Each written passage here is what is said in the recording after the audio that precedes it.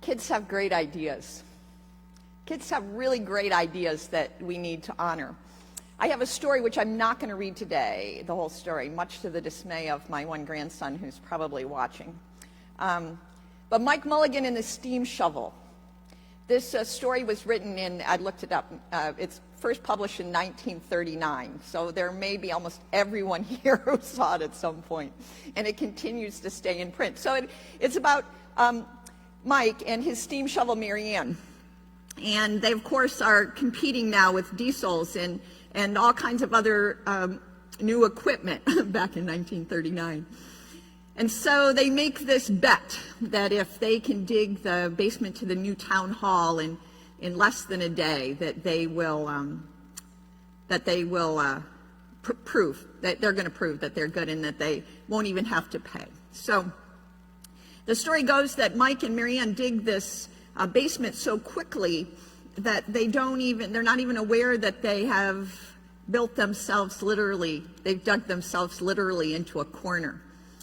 And some are happy that now they're not going to have to pay because Mike and Mary Ann aren't out. And Mike and Mary Ann, the steam shovel, have no idea what's going to happen.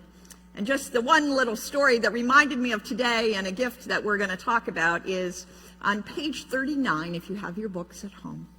On page 39, it says this: "Now, the little boy who had been watching, who had been keeping very quiet, had a good idea. He said, 'Why couldn't we leave Mary Ann in the cellar and build the new town hall above her? Let her be the furnace for the new town hall and let Mike Mulligan be the janitor.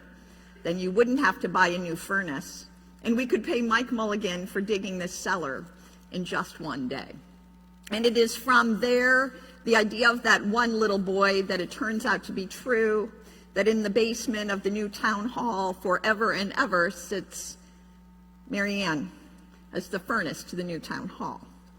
Kids have great ideas. We need to celebrate them and support them.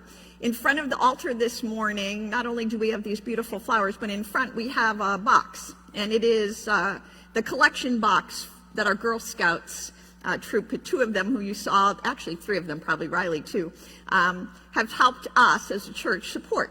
It is canned food that is being gathered, and it's going to go to the Salvation Army food pantry.